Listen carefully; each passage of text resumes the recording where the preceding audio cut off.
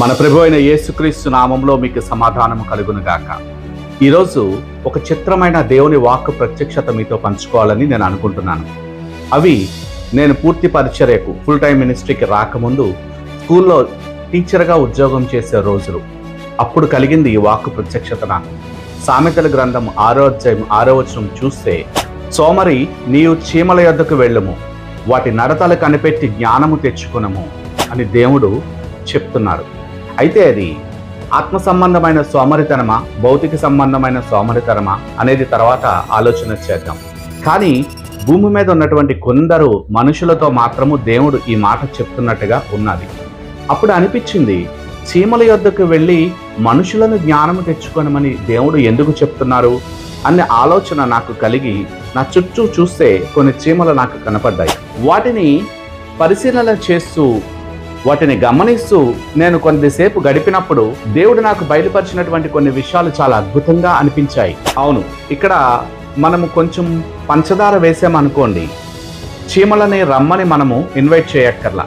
చీమల్లో spying department ఉంటుంది. కొద్దిపాటి చీమలు అంటే ఒక 10-15 చీమలు వచ్చి అక్కడ ఉన్నటువంటి వాటి ఆహారాన్ని పరిశీలన చేసి తిరిగి ఇంటికి వెళ్తాయి. వెళ్ళి అక్కడ ఉన్నటువంటి వాటి సైన్యానికి, ఆ చీమల దండుకి ఇన్ఫార్మ్ చేస్తాయి. అవి వాటి ఆహారం దగ్గరికి చాలా క్రమశిక్షణతో, చాలా లైన్లో అవి వస్తూ ఉంటాయి. డిసిప్లైన్ వాటికి దేవుడు అనుగ్రహించినటువంటి వరమని నాకు అర్థమైంది. ఆ క్రమశిక్షణతో అవి వాటి ఆహారం దగ్గరికి వచ్చి అందులో దాని తలకాయ కంటే పెద్దదైనటువంటి పంచదార పలుకుని పట్టుకొని తిరిగి వాటి ఇంటికి అవి వెళ్తాయి. హార్డ్ వర్క్, చీమలు చాలా హార్డ్ వర్క్ చేస్తాయన్న విషయము నాకు అప్పుడు అర్థమైంది. అంతేకాదు సుమా, అవి వాటిని మోసుకొని ఇంటికి వెళ్ళే క్రమములో 100 సార్లు అది కింద పడిపోయినా తిరిగి మరల దాన్ని మోసుకొని తీసుకొని వాటి ఇంటికి చేరుస్తాయి. డెడికేషన్. మధ్యలో ఎన్ని హర్డిల్స్ వచ్చినా, ఎలాంటి ఆటంకములు ఏర్పడినా, గోడ వచ్చినా, గొయ్యి వచ్చినా వాటన్నిటినీ దాటుకొని అక్కడ ఉన్నటువంటి వాటి ఆహారాన్ని మోసుకొని ఇంటికి తీసుకొని వెళతాయి. ఏ రకమైనటువంటి ఆటంకం ఎదురైనా అవి మాత్రము వాటి పనిని ముగించేంత వరకు ఏమాత్రము వెనకడుగు వేయవు.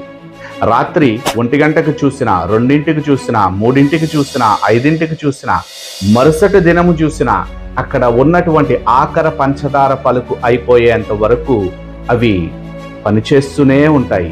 అది 1 రోజైనా, 2 రోజైనా, 3 రోజైనా ఏమాత్రము విశ్రాంతి తీసుకోకుండా పనిచేస్తూనే ఉంటాయి. ఇలా నలిపితే నలిగిపోయే చిన్న చీమకి దేవుడు ఇంత గొప్ప జ్ఞానాన్ని ఇచ్చాడా అన్న విషయం నాకు ఆ రోజు అర్థమైంది.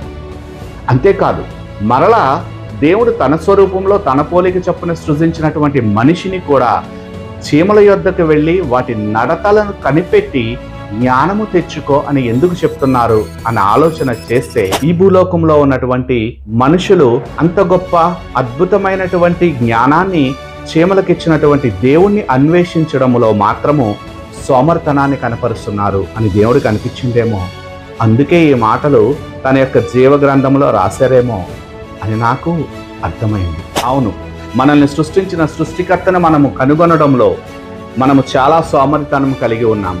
ఒకవేళ మీలో ఆ సోమరితనం ఉంటే ఈరోజే దానిని విడిచిపెట్టి మీ సృష్టికర్తను మీరు కలుసుకోవడానికి కావలసినటువంటి క్రమశిక్షణతో, డెడికేషన్తో, హార్డ్ వర్క్తో మీ బైబిల్ గ్రంథములో ఉన్నటువంటి దేవుడు వాక్యాన్ని ధ్యానం చేయడం ద్వారా ఆయన మీరు కలుసుకోవచ్చు. ఆ తర్వాత ఆయన మీ కొరకు సిద్ధపాటు చేసినటువంటి అన్ని ఆశీర్వాదాలను పొందుకోవడానికి దేవుని కృప మీకు అందుబాటులో ఉన్నదని మీకే అర్థమవుతుంది. ఈ విషయం మీకు అర్థమైందని నేను అనుకుంటున్నాను. God bless you all.